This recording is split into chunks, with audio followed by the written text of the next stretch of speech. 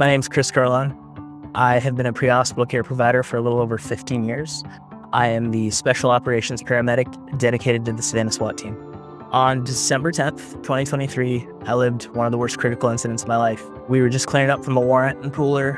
I had just turned on 95, and that's when I heard someone scream and call out the signal 13 on the radio, and they said 95 south. So I kicked my lights on and I started jamming down the road. Pretty quickly I hit a debris field. I pulled over, and that's when I saw the patrol car in the ditch. I ran down to see who was in the car and realized it was not only somebody I knew, but it was my friend Brandon. We would later find out that it was a wrong-way drunk driver traveling north in the southbound lane on 95, driving blacked out. At this point, Brandon's not conscious and he's not breathing. He still has a pulse. And from his belly button down, he's under the dashboard. I can't physically get to him. From years of being a fireman, I knew that we were gonna have to roll the dashboard, and I knew we were gonna have to cut the pillars to try and get him out. I started doing more extensive patient care.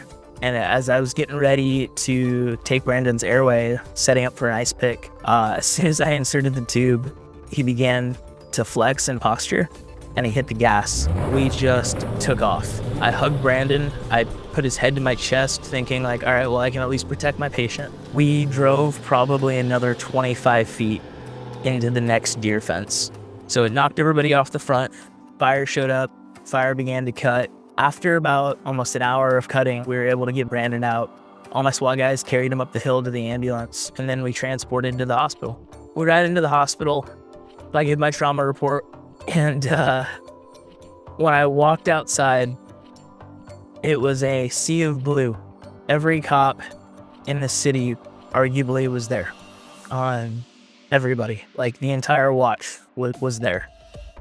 Brandon, a year and a half later, has returned to full duty.